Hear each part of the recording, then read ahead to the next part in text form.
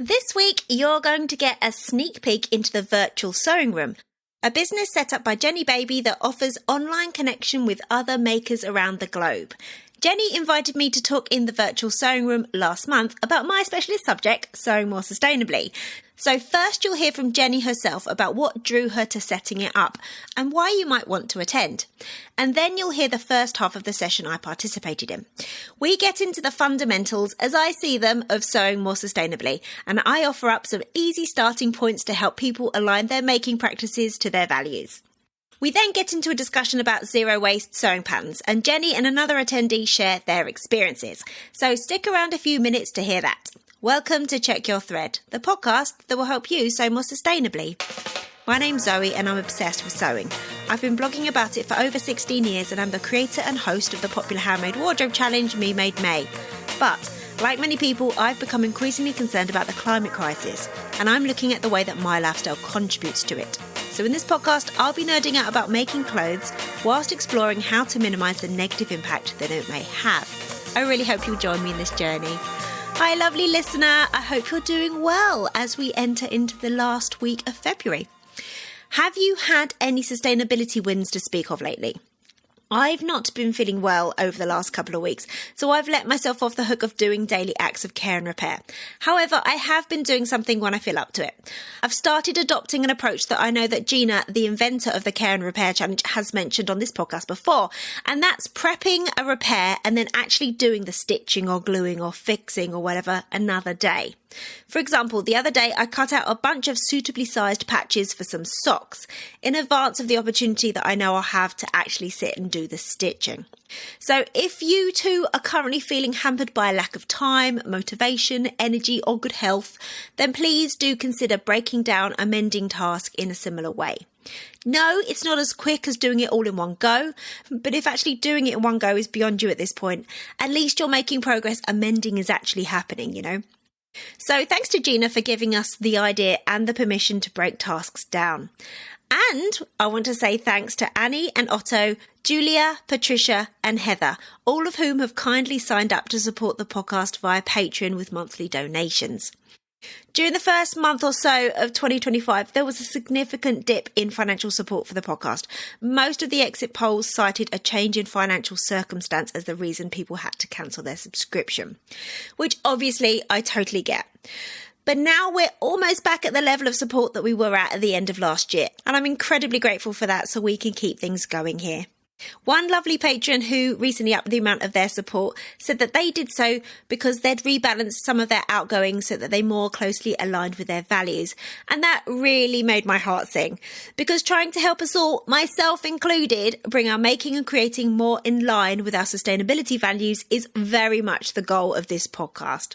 Speaking of values, one of the values of the virtual sewing room that I really love is how Jenny has set up a pay it forward scheme.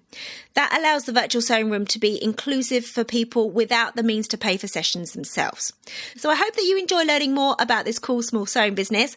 I hope you enjoy my ramblings on the topic of sewing more sustainably, and I hope you enjoy our chat about zero-waste sewing patterns. The second half of this conversation will be out at some point in a couple of months' time. But speaking of zero-waste sewing patterns, I have now finished the zero-waste workwear jacket that I was talking about during this session.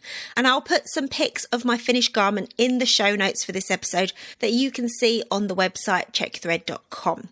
And whilst you're there, make sure you scroll to the bottom of the homepage and pop your email address into the box to subscribe to the free weekly Check Your Thread newsletter.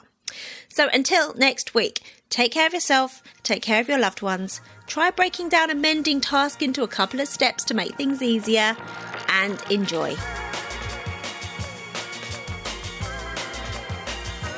Hey, this is Jenny. I'm the founder of the Virtual Sewing Room. The Virtual Sewing Room is an online space for people to connect and socialise with like-minded other people who also enjoy to sew. That said, we are craft inclusive and encourage people to join, whether you're dressmaking, quilting, knitting, crocheting, mending, or even just a bit of faffing and tidying in your crafty space. You can book a session, head to our website, virtualsewingroom.com, head to a button that says book a session, and you can try a session for free by using code NEWBIE, NEWBIE. I totally get that video calls for socialising isn't for everyone, but you can come and check out the vibes for free, see what it's about. We have different subscription levels depending how much you might want to make use of the space. And if you're financially struggling, we have a pay it forward scheme, no questions asked. Our generous attendees donate into a pot, which others who are struggling can use to get their fix of sewing socials. We run a variety of sessions from regular 2 hours. We do one daytime and one evening every week, and we have a monthly themed session, which for March coming up will be a Mend March, part of the challenge. So come and bring your mending on Sunday the 16th. And since September in 2023, we've been hosting a free Making for Charity. So if you spend time sewing, knitting, quilting for a good cause, you can come along with other people who are also making for a good cause. And it helps me be accountable for making more sanitary pads for the Patch Mama project. To go back to where it all started, I wanted to connect with other people because there wasn't anything suitable time-wise or location for me.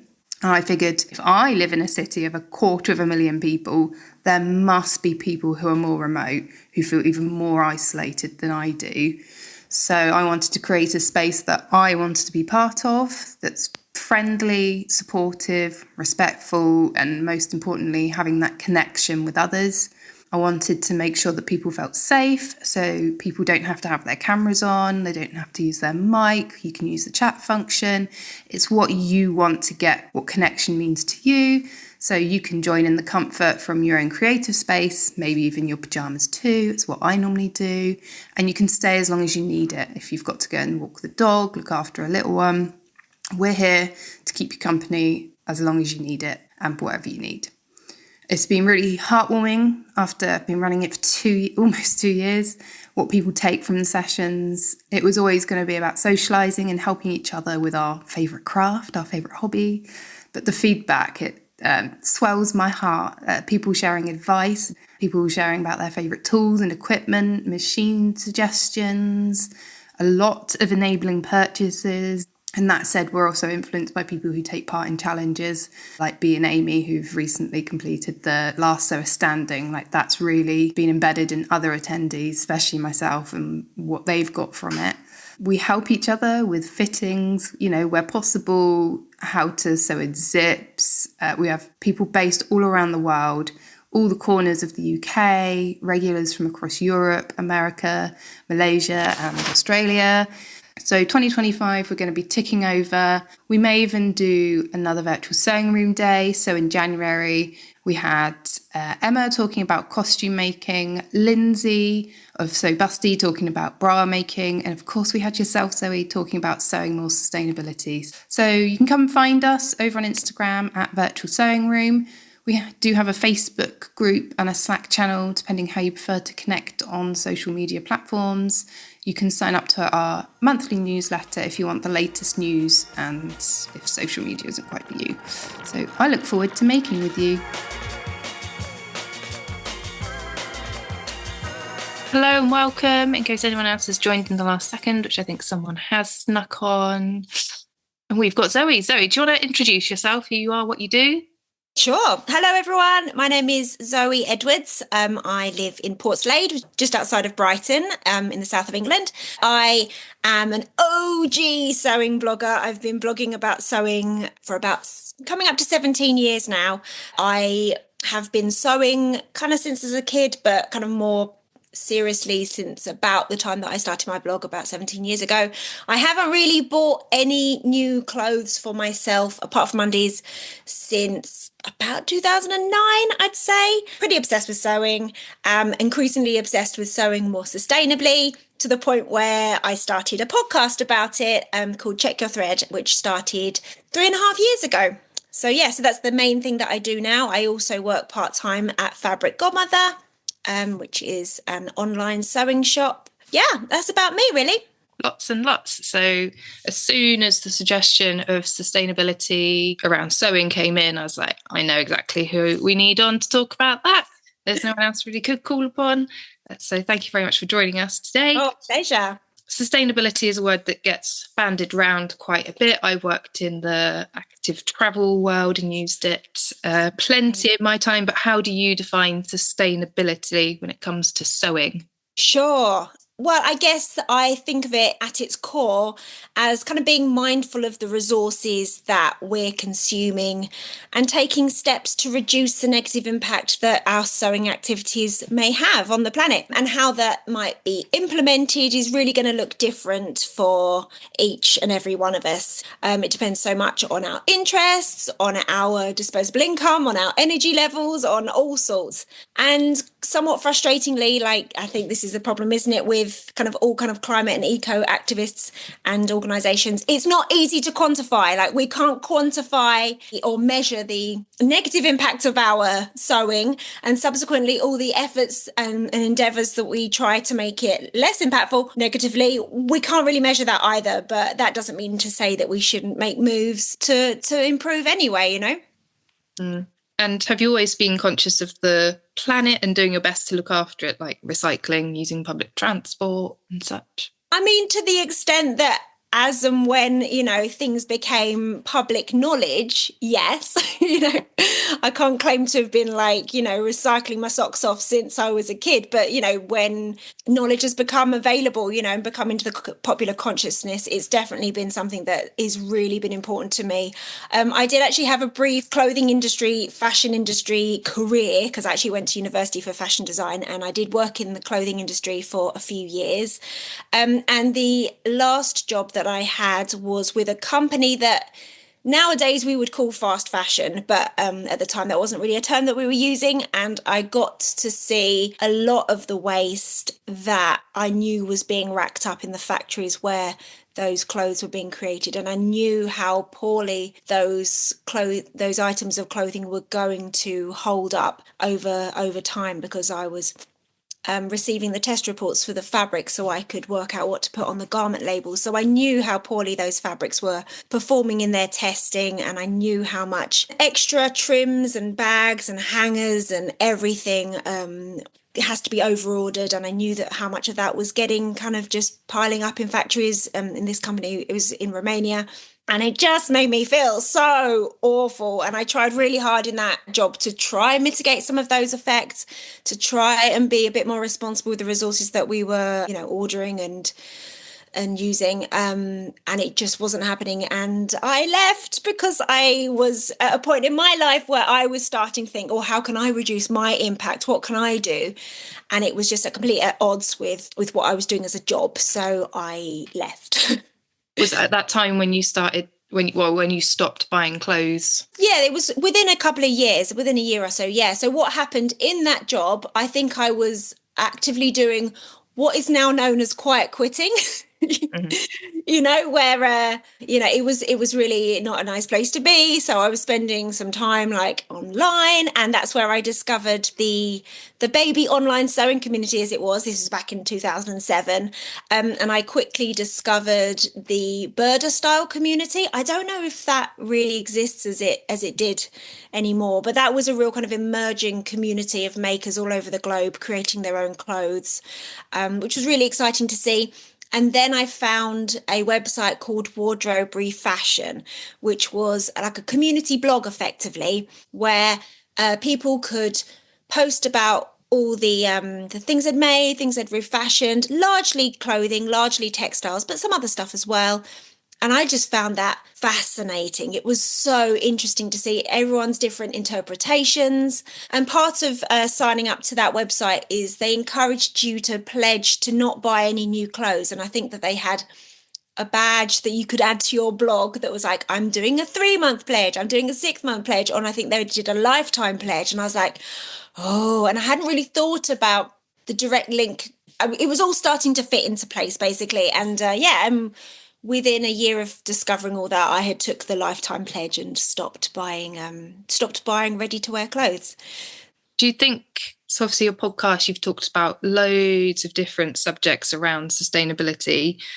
What do you think might be some of the biggest learnings you found through talking to people about the subject, or things that have stayed with you? Sure. I think, as you say, my biggest learning is that there is no one way to be more sustainable. And that's why I always say more sustainable, because I don't think sustainability is something you can achieve, like if you're a human on the planet in a Western culture, there is no such thing as living a purely sustainable life. So that's why I always like to make that caveat of like more sustainable, because I also think that that is more inclusive.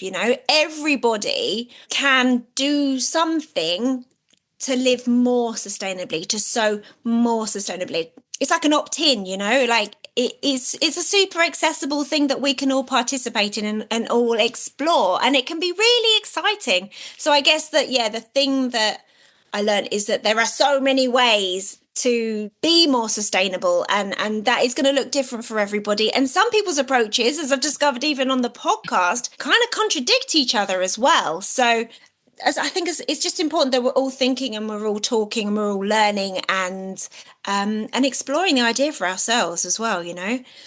And sharing what works for each other as well. Exactly. And talking, because it's one thing to do something.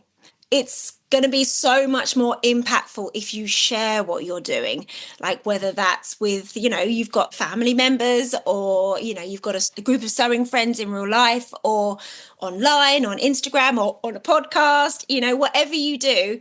And outside of sewing as well, like whether you've decided to, I don't know, like sell your car and take the bus, or whatever it is, like talk about it. People need to see people doing things. People need to know what is possible. Once again, you can't calculate the impact of those like little seeds that you're sowing, those little ripples that you're creating. So I think that, yeah, talking about things is so, so important, and not in a preachy way. Like it can be really in a kind of just like, oh, this is what I'm doing. You can just present it as like an option for people, or just an option for yourself. And then you're going to have that impact. People are going to think about it. Yeah. Bente's asked a question. She'd love to hear your thoughts on second-hand items, so such as vintage charity shops. Wonder if they encourage more fast fashion as it's easier to resell or donate. I don't think that the ability to sell things on is going to encourage more fast fashion buying. I think that the fast fashion buying was happening anyway. I think also the amount of money that you get from selling something isn't a real incentive to keep buying, like if you list a bunch of stuff on vintage, the money you get is like £3 a garment or something a lot of the time, is it? Especially for like a fast fashion item. Like maybe you get more for something like a known brand. But I really don't think that the amount of money people get is encouraging more, because it just doesn't equate, like it's not a massive incentive. I think these things are really good. Like, for example, like my kids' school uniform, like I have to buy my kids certain colours of items. I'm not going to make those trousers because my kids are going to trash them and grow out of them. So I'll get them via vintage. So they've at least been through another family. Sometimes there are some things that either we don't want or can't make. And once again, making things isn't necessarily the most sustainable thing to do. So I'm really happy that there are these outlets that people can turn to for the things that they need that they don't want or can't make. I think that they're good. They certainly shouldn't be discouraged, because what's the option? Literally putting something in the bin is the only other option. I mean, I'm very open to being proved wrong if other people have had conversations with people and that's not the case. But I think by and large, that's my interpretation of the situation. I am a vintage user and slowly trying to get rid of stuff. But yeah, I know I'm not making much on a random skirt from a random brand that I bought 15 years ago, because it's not a high-end product. If I think about buying something that has a particular brand, I'll look on Vinted first now, or I'll look on eBay first. I won't go and buy it fresh, because I know that in someone's cupboard, there'll be what I'm looking for is sat there, or an alternative thing. So Absolutely. I think if these apps and these platforms are kind of stemming the tide, even a tiny bit of buying, consuming news resources, it's got to be beneficial. Oh, hang on, there's some things in the chat. What's going on? Dee said her vintage sales paid for half my embroidery machine. Well done. Good incentive there. Yay! Buying more That's so things. good. And Bentley's thoughts around it were more a lot never being sold or charities still needing to get rid of loads. So it feels like a make people feel good solution, but maybe it's not a real solution. I'd love her to expand. I'd love them to expand upon that a little bit. Hi, Zoe. Thank you. It's really interesting. I was just thinking, I think I worked in a charity shop when I was in university, and I think they told me about two-thirds of the items they'd never be able to sell. They just donate to them to be turned into mattresses or whatever, which I appreciate is a sustainable way, right? Because or a sustainable solution, because the mattress will then be made of, I guess, repurposed fabric. But I think if people donate something to a charity shop, or if they sell something on, or they try to sell something on Vinted, I don't think people necessarily fully understand the reality of it. A lot of it is still either being shipped away to ending up on an African beach, or, it just feels like it's a fantastic solution. But I wonder if people now just feel like they need to be doing something sustainable without really realizing the reality of it. It's more sustainable, but it's not necessarily a super sustainable solution. These are my view. Agreed. It's better than nothing, isn't it? It's kind of stemming the tide a tiny bit, and until we have more of a consensus that fast fashion is not a great option in the first place, without that kind of education and that kind of those kind of ideas being more accepted, it's always going to just be like a little bit of a stopgap, trying to prevent it from going landfill just for a few more years, isn't it? Do you think there are any small habits or processes that you think people could start doing if they don't think they're doing anything to kind of be a bit more sustainable in their hobby, whether it's Sure. or whatever? Absolutely. So, I've talked about this endlessly at the podcast, but I'm going to say it again. For me, the main thing that we can do as garment makers, as hobby garment makers, is to try and make things that are going to have a long and happy life. The things that we make, they're not immortal. They will die one day. But if we can at least try to make things that will have a long and happy life, I think that's a really important thing to do. And the way that I tend to think about that is in terms of when we're planning our projects, really factor in three things. So try to make sure that the thing you're making or the thing that you're planning to make will actually fit with your personal taste and your personal style. So trends exist. Trends are really fun. Trends are an expression of the zeitgeist and things in society, and they're super exciting and really interesting. It's one of the main things that got me into clothing in the first place. However, not every trend or every style or every pattern is going to be for you, and that's fine. And it's about working out what fits your personal style, what's going to fit in your wardrobe, what's going to look good with some of the other things that you maybe already wear. I'm not saying never take a risk, but there are ways to mitigate those risks slightly. Like, for example, say a new kind of style of top comes in and it's kind of, you've seen similar ones on the high street, maybe go and try those on first, see if it does suit your proportions, or if there are elements of it that you really like, how can you interpret the bits that you like into maybe a pattern you've already got, a style that works for you, or a silhouette that works for you, but that's maybe got this new sleeve, or do you know what I mean? So yeah, if people aren't really sure of what is my personal taste? Like what is my style? I really think that things like Pinterest and just looking at all the things you might have saved on Instagram, like going back through, you can almost do like some detective work into your own style, So go on your Pinterest if you use Pinterest, or go into the things that you've saved. Are there some trends here? Are there some things that I'm seeing quite a lot of? Are there colours that you're clearly naturally drawn to? If it's me, a lot of the things in my Pinterest have got ruffles. So I know that that's going to be something that if I make it, I am going to be wanting to wear it, because it is naturally something that something about that does really chime with my personal style, Mm. Another thing is really thinking about your lifestyle, the arenas in which you live your life. So, for example, like what job you do or how you spend your free time. And I know, obviously, we're all multifaceted people who have lots of aspects of our lives usually, but depending on, whether or not you've got young kids, or you walk the dog, or you go to lots of events, or you don't, or you go to lots of meals, or you spend time at home, or you go on holiday a lot or you don't, or the climate you live in, all these things can really kind of make or break whether or not you're going to wear a garment particularly. And it's not to say that everything you make you should get tons of wear from, but it should at least factor in and be suitable for one of the arenas in which you live your life. And thirdly, and sometimes more complicatedly, you need to try and get it to fit your body well, because if a garment doesn't fit your body well, it doesn't feel comfortable, you're not going to reach for it, and that's going to be just a kind of waste of your time and energy and the resources and everything that went into that.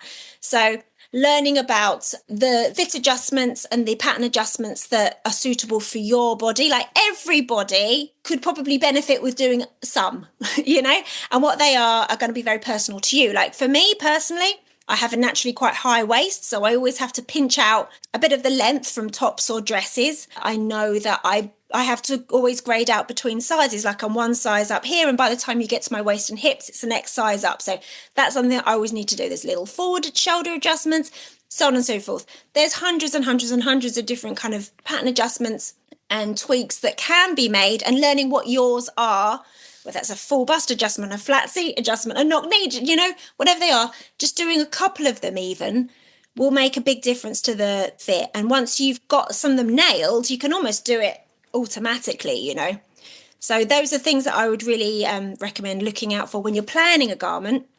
Another thing that I would really like to get people to start thinking about, and this is a big kind of mindset shift. It's one that I am constantly having to remind myself. But keep everything you need for a sewing project in the shop until you're actually going to make the project, So by that, I mean, don't buy the things that you're speculating on until you're actually right. Okay, I want to make that top, or I want to make those jeans, because there will always be denim. There will always be some nice fabric. If you speculate on every idea that you have, then you're going to end up with a lot of stuff in your fabric collection, in your drawers, in your sewing area, wherever you keep your stuff, wherever you do your sewing. And you might change your mind, or you might decide that actually, I'd rather have made a dress out of that fabric than a blouse, but I didn't buy enough. Until you're actually ready to make that thing, don't get the stuff, is what I would say. And I know that that's easier said than done when you see a beautiful bit of fabric. I do get that. I know. And it's something that I'm always battling with as well. But yeah, that would be my advice for that. Oh yeah. And this is something I thought of this morning, actually. Unless you're brand new to sewing, this wouldn't really apply. But if you've been sewing for a while, you've got stuff, haven't you? You've got some fabric, you've got notions, you've got some buttons, you've got some zits, you've got loads of patterns. Every time you start a new project, just think, is there something that I could use that I already own? Maybe you could start a project with a piece of fabric from your stash that you've catalogued in your Stash Hub app. Or have you already got a zip you could use? Maybe it's not exactly the perfect colour, but it doesn't really matter because it's a hidden zip anyway. Or could you reuse a pattern that you've already got that you've worn to death and you love, so you know that the style is something you're going to wear? But, could you start your next project with something you already own? That's another idea as well, which is kind of low stakes, Yeah, I was going to mention Stash Hub because we do have a vet listing in here, and there is the inspiration part on the app as well. So you're saying about Pinterest or saving on Instagram, you've got that on the Stash Hub app. And the last kind of few months on our virtual sewing room sessions, especially with we've got two of them here today who have been doing the last sewer standing and knowing how they assess their kind of stash. And I know Amy's got this, she had a really great system with any pattern that she saw pop up in the last year. She put it to one side, and then now that the challenge is over, go, do I still want to do that? Do I still want to make it? And you can assess, you haven't been thinking about that pattern, you lost love for that. And she's still maintaining that. Good. Well done, Amy. That's brilliant. We all come up with loads of ideas all the time, don't we? Because we're creative people. Everyone is creative. That's something I really believe. So just make a note of those ideas. You don't have to worry about them. They're safe. Maybe you're on your phone or in your Stash Hub or wherever they are. You've got that idea out. It's out of your brain. You don't have to worry about it. You don't have to buy the bits just in case. Give it a couple of weeks or even months and then see, do I still want to make that? And sometimes yes, but often no. Yeah, there's definitely a couple of things I know I've taken on because I've been more wary of how much I have, because I feel like I live in a haberdashery now, that I've got so much stuff that I don't really need to buy more apart from the occasional zip to match or whatever. But I saw something a few years ago that was, are you going to wear it 30 times? Are you actually going to wear it more than once? That's the essential thing, because there will be some things that I make for a wedding, but I might not wear that ever again because it's so fancy and I don't do fancy things day to day. So why would I make that? So I'm more conscious of making something that I can dress up or dress down. So I've got something for an occasion. Yeah. But I am going to wear it 30 times otherwise to make sure that it's in rotation and being worn and loved. And yeah. And even if you don't end up wearing it 30 times, maybe you make a dress that you wear to weddings. And that's the dress that you wear to weddings. Like I've got a jumpsuit that's got stars on it and it's really wild. I made it to wear to a wedding a couple of years ago. My sister-in-law's getting married this year. Gonna wear it again. That's the thing that I wear to weddings, you know. It's probably not going to see 30 wears in total, but it's there and it will see some use, you know, because that's sometimes an area of my life in which I need to dress myself for, you know. And I saw B mentioned in the chat, there are loads of good wardrobe audit resources. Something I tell new sewists as well when they're starting out is look at what you've got. What is your style? Like you mentioned, like if you're going to make something just because it looks nice, but actually it's completely different to what you want to wear, like why buy it unless it's something like you're just wasting. Like I'm sure I've bought a few patterns. Like I've never been into jumpsuits. I don't own a jumpsuit. I've been tempted so many times to buy a jumpsuit because it feels like everyone's, you know, there's a new pattern out. Everyone's making it. It's on your Instagram constantly. But I'm like, no, because I know I won't wear it. You know, I'll waste my money. I mean, supporting a little business, great, but it's never going to happen. That will be a project that will stress me out because I know it's there and I haven't made it. But what if you made a faux jumpsuit where you make separates that can be worn together and maybe you tuck the top in and it looks like a jumpsuit if you want to scratch that jumpsuit kind of itchy vibe, but then also you can wear those things separately as well. And if you didn't actually like it together, you've still got two garments that you love the fabric of and you've chosen patterns that suit your body and you like to wear. You know, there's always ways that you can interpret trends or styles, but that may be a bit more suitable for you, you know. Yeah. And I think it's really good to know what's in your stash, not just fabric wise, but the patterns, because that thing, I love seeing people hack patterns. So knowing that, well, I like that bit over there, but that bit on that, and being able to mash up patterns, I think it's such a good skill to try and do. Even if it doesn't go right first time, it's good to play with that. I know I like a good hack of taking the tops and skirts to make a new dress. Like I love the pockets on that, but shirt on that, but exactly. And you'll just make it something that you'll reach for way more frequently than if it didn't have those elements. And it's really good idea to kind of catalogue not only your fabric but also your patterns, as you say, because often especially if you've bought the pattern PDF, kind of out of mind sometimes, isn't it? Like it's on a hard drive somewhere or in some folder on your computer that you can forget about too easily. But if you've collated them and you can visually see them, because I know, for example, people have said to me like, oh, I've bought patterns twice because I saw it and I forgot I bought it. Yeah, it's so, and there's so many ways of collating that, or even just going through annually, like this is what I've got, whether it's on your files or printed out, and just going through and refreshing. Since I've got Stash Hub a few months ago, going through my fabrics, it was very insightful to remind myself what I do have and how much of it actually I've got left. I had a scrap of cord and I thought, oh, I might be able to get like half a skirt.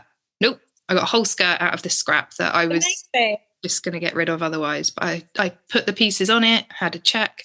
I was prepared to do some bold, like with some green and purple and match and make it a bit of a crazy skirt. Nope, got a skirt out of each. And I just didn't think there was enough. But yeah, it's amazing actually sometimes how much you can get from a smaller amount of fabric than the pattern says, isn't it? Yeah, it's definitely worth a try. We talked about that earlier today, actually, that we've found certain pattern companies, perhaps earlier patterns, where they just say 4 meters, but actually, you know, you can get it out of 2. I think there are some brands that are a bit more renowned for doing that. For sure. But it's difficult because they don't want to have an inbox full of angry emails saying, I've bought this precious fabric and I didn't have enough. And they have to kind of, often their lay plans, unless they made, you know, many, many, many lay plans of all the different sizes and all the possible widths of fabric, they have to kind of make a generalization and slightly over egg it because... Yes, don't want to disappoint people. Are there any particular patterns out there that you love? Good question. Yes, lots. Because I've been making my own clothes now for a long time, I kind of make a wide range of different garments, like once again, pretty much everything that I need. So from jeans to jersey tops to cardigans to undies to coats to dungarees. I make a lot of stuff for my kids as well, occasionally for my husband as well. So I've kind of got favorite patterns in all the genres of things that I like to wear, you know? This is just what I was thinking. Joe's just asked, what do you think of zero waste patterns? Have you tried any? Yes, and I'm very fascinated by them. I find them so interesting. In fact, I just had another conversation with Liz Hayward, zero waste pattern designer. I think it's fascinating. I think it's such an interesting sphere, niche. I don't know what we would call it, but yeah, I'm really, really interested in it. And I think that it's such a burgeoning area of the kind of home sewing scene. I mean, some people have got ideas about zero waste sewing patterns that I don't think is really fair. Like a lot of them say, oh, they're very boxy. And yes, some are very boxy for sure, but there are lots that aren't. And I think we're going to see more and more designers coming out who do create zero and minimal waste sewing patterns and create a wider variety of styles of it. I mean, there's some pattern designers that are creating zero waste patterns that you wouldn't even guess were zero waste, you know? For example, Goldfinch Textile Studio, Emily, who creates that, the patterns that she creates, I really would be surprised if anyone guessed that those are zero waste or minimal waste patterns. So I think that some of the earlier styles that were being experimented with that were zero waste, they were quite kind of avant-garde looking, you know, like a little bit artsy and maybe not necessarily the kind of styles that a lot of people want to wear in their real life. So I do understand that they almost have a little bit of a reputation in that sense that they're not necessarily super wearable. But I think we're going to see more and more styles come out in a real variety for all sorts of people and all sorts of bodies. And there's people like Thread Faction Studio that do zero waste and minimal waste sewing patterns for kids. That's super exciting. You know, there's some more styles coming out that are more for cis male bodies. So yeah, it's exciting. It's really exciting. And in fact, one of my goals for 2025 is to make 2 sewing patterns, zero waste patterns that I haven't made before. So I've been having a little look. But my favorite one is the Birgitta Helmerson cropped shirt pattern because it is so customizable, and you can get like the basic no frills version with like the short sleeve out of just like 90 centimeters of fabric. And I think for the larger size range, it's like 100 centimeters, like 1 meter. So that's just like the basic. And then with a little bit more fabric, like I made one that had these big kind of puffy sleeves, and that was like 1 meter 30 or something. As you were saying, like, you know, you could get a garment out of very little fabric that otherwise you might have kind of relegated as not big enough for a garment if that's what you wanted to use it for, you know? Yeah, I've made both of the cropped shirt patterns by Birgitta. I'm a big Birgitta fan, so I've done a few from her book. And I think they're a really nice basic. Even if people think they're a bit boxy or oversized, I think they're really, like you say, customizable. And the crop shirt, I really want to try in a jersey to make like a cardigan overthrow without the buttons. I've seen someone do that and it looked great. Yeah, so that's kind of on my list to do. And yeah, get it out of 90 centimeters. I think I've made a couple now, and yeah, I think they're great. I love her. Yeah. And I think if anyone is like, you know, they've been sewing for a while, trying a zero waste sewing pattern is like a really fun experience. You know, it's different. It's going to bring you a different challenge. And I would just really like to encourage anyone that if, you know, to explore the different zero waste pattern designers out there and find a style that they like and have a go, because it's a lot of fun. And the way that it kind of comes together is often really like you almost can't see it until it starts to, you start the construction process, you know. Especially the shapes that you cut out and then have to piece back in. I'm someone who can kind of piece it together in my mind, but for that I was like, oh, I don't know. And when it comes together, it's nice. And you're frightened of the math side of it and working it out, but come to a virtual session or ask for help online and someone will be there to help you. Absolutely. I think that one of my projects I might do zero waste this year. I might try the Birgitta Helmerson, I think it's called the utility jacket or workwear jacket. Yeah. I know the one. But that only requires 1 meter 70. So and it's kind of like a short coat, long jacket. So 1 meter 70, like that's not much fabric, is it, for that kind of jacket? So, Yeah, and it's Bente's favourite pattern ever. So, really? Yeah. Oh, that's good. Oh, that's good to know. Bente, what fabrics have you made it in?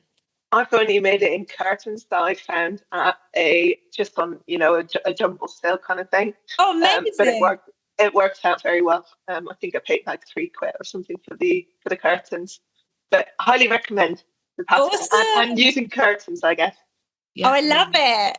I love it. Well, thank you. Any bits that I should any tricky bits that I should slow down and really pay attention on? The thing that I struggled with most was the colour, because my curtains were really thick, and I think at one point you've got 5 layers of fabric. Oh, okay. I'm sure you can feel it out, and if you use, I guess, pressed baking fabric and not curtains, then that will be a lot easier. Awesome. Well, thank you. Oh, good to know. I feel even more inspired now. Thank you. I was thinking of using some denim that I've got. Do you think that would work okay? I think that would be wonderful. Absolutely. Yeah. Yay. Thank you. Oh, I look forward to seeing that. Oh, I'm going to have to put it on my list now. Oh, no. Long list. It's so easy to get inspired by other people's projects when you get going. Okay. Thanks so much for listening. I really hope you enjoyed this episode and are left feeling inspired. For more info about the podcast, including show notes for this and every episode, head to checkyourthread.com.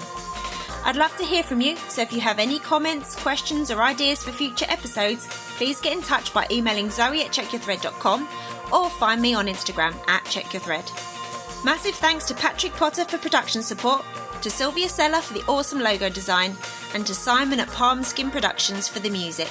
This ad-free podcast would not be possible without listener support, so if you feel you are able, please consider signing up to the Check Your Thread Patreon. For the equivalent of buying me a coffee each month, you'll be making it possible to continue producing regular episodes. Links can be found in the show notes and on the website checkyourthread.com. I hope you'll listen again next week. Until then, take care. Bye!